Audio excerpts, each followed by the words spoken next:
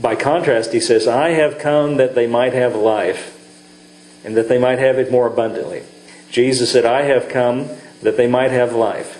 Now listen to me for a minute. He's not talking to people in the cemetery. Now what does he mean, I have come that they might have life? He's not talking to people who are dead in that sense. What does he mean? He's talking to people who are alive, breathing, living. He says, in the fact, I've come that you might have life. Well, a person might answer that, well, I've already got life. Well, evidently then what he's talking about is a different kind of life than the one you already have. And really that is the best way to look at this. Jesus comes to give us a different kind of life than we already had. A new kind of life. And the only way to have it is for Him to give it to us. And as Christians we can say He has given it to us. That's why we've got scriptures like in 2 Corinthians 5:17 that we quote all the time. If any man be in Christ, he is a new creation. Old things have passed away. Everything's been made new. And we didn't do it. He gave it to us. It's His life given to us. You know, it's a beautiful thing, that fact. I'm always reminded that whenever New Year's Eve comes along, everyone makes New Year's resolutions, and sometimes don't even have to wait for New Year's Eve. We're always, turning over a new leaf or trying a little harder and trying to do something better. And really, people generally have a sense that they need self-improvement, right? We always want to make things better, make ourselves better. And sometimes that kind of thinking colors our thinking about our relationship with God and Jesus, and we're always thinking, I want to make it better. Really, Jesus didn't come along to encourage us to make our lives better. He came along to throw away the old life we have and give us a brand new life. It's not a changed life, but an exchanged life. And He gives us that, and that's what He's talking about here. I have come that they might have life. And when Jesus comes into our lives, He does that. He gives us a new life, and it's on the inside. There's a new nature and a new life on the inside of Christians. Notice this last part of the verse, though. This is really interesting. First he says, I have come that they might have life. Then there's a comma. And that they might have it more abundantly. Now in the Greek language, this little phrase, more abundantly, is kind of hard to express in English. What does it mean that he says, you might have life and have it more abundantly?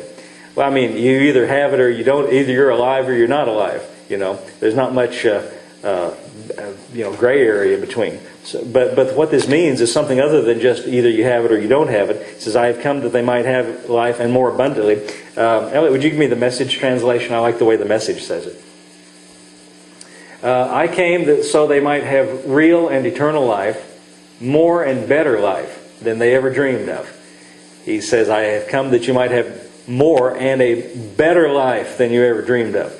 I think, and I don't know where this comes from exactly, but sometimes we get the idea in religious circles that what God's got in mind for you is to have a miserable life and to suffer and to be downcast and depressed and just barely making it through life, and I just hope I make it to the end, something like that. That's not really what Jesus here is saying when He says, I have come that they might have a better life than they ever dreamed of.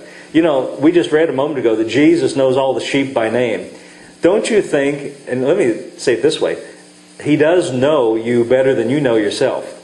And it takes us a long time to get enough confidence in Him to realize that He knows me better than I know me. And the plans that He has for me are better than what I could plan for myself. And it's hard to kind of trust Him in that way. But He says here, I want you to have a better life than you ever dreamed of. Wow, that's something, isn't it? Because I could dream of, I think, good things. But He knows us better than we know ourselves. And He knows, really, the thing that we don't really know about ourselves. We don't really know how to satisfy the desires that we have in our heart. But He knows how to do that. We have to trust Him. Elliot, would you also give me the Amplified? I want to look at that for a moment. The thief comes only in order to steal and to kill and to destroy. I came that they may have and enjoy life. How about that? That they may have and enjoy life. Did you ever consider the fact that Jesus wants you to enjoy your life? I know sometimes Christians are bad about this. We almost feel guilty if we enjoy ourselves. If we do anything that we enjoy, we feel guilty about it somehow. That's not what He wants us. He wants us to have and to enjoy life. And have it in abundance. To the full, till it overflows. Now you know what that means, till it overflows? That means you're so satisfied, you've got more than you need, you've got to share it with somebody else. I'm so happy, I'm so full of joy, I've got so much. Let me give you a little bit extra of what I've got. Paul loaned me a video of his, was it your uncle? Uncle Arthur? And he reminded me a lot of Merlin Booty, but he reminded me of a person like this who had just so much joy in his life, he just had to share it with other people. And now correct me if I'm wrong, is that he took in people from the street or people like that and would just let them live with him for a while? And something like half of the times, yeah.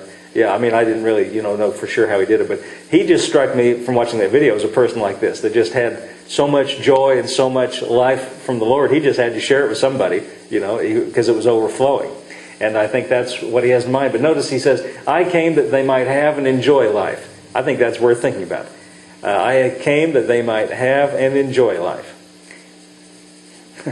I heard a person say one time, and I'm going to borrow their idea. This preacher said, I have this vision in my mind that when my life is over and I go to be with the Lord, what he's going to say to me is, boy, I sure had a good time living in your body. I sure enjoyed living with you. I sure enjoyed your life. And I think that's right. The Lord does live with us. And I think that's what he has in mind for us, to enjoy our lives. Okay. The thing of it is, he knows what produces joy sometimes better than we do. Okay, let's go back to the King James translation, verse 11. I just think that's encouraging that he wants us to have joy in our lives. Verse 11. I am the good shepherd, and the good shepherd gives his life for the sheep. But he that's a hireling is not the shepherd, whose own the sheep are not, seeth the wolf coming, and leaveth the sheep, and fleeth, and the wolf catches them, and scatters the sheep. The hireling fleeth, because he is a hireling, and cares not for the sheep. Verse 14 says, I am the good shepherd, and I know my sheep, and I'm known of mine. That's a good thought. He knows us, and he's known by us. Verse 15. As the Father knows me, even so I know the Father, and I lay down my life for the sheep. Now verse 16 is kind of interesting. Other sheep I have, which are not of this fold. Them also I must bring. They shall hear my voice, and there shall be one fold and one shepherd. Now this points up an interesting reality. When Jesus, in his earthly ministry, when he was on the earth, speaking as he is here, he was in a ministry, we might say, exclusively to the nation of Israel, exclusively to the Old Covenant people of God. Jesus came and fulfilled many roles.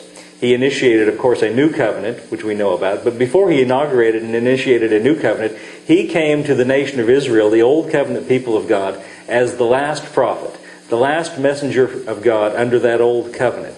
And they were the people of God, and they were the sheep in the fold that he was talking about. And so he says, there are other sheep I have, which are not of this fold. He had in mind people like us, Gentiles, people who were excluded from the Old Covenant.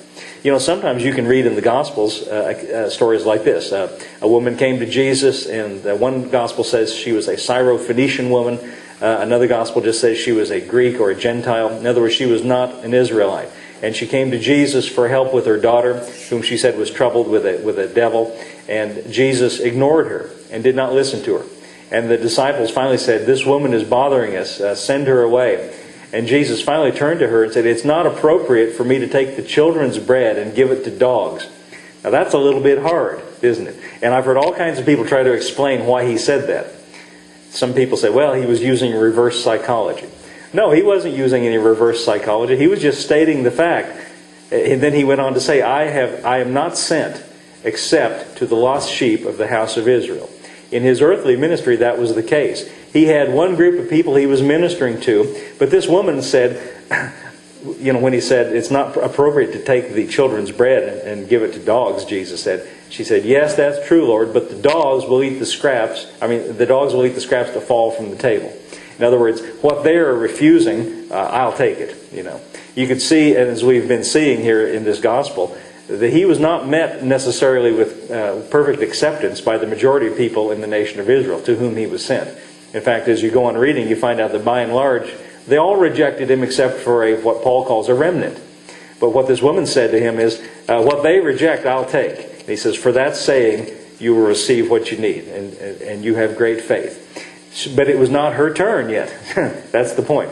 After his death, burial, and resurrection, Jesus then became a universal shepherd.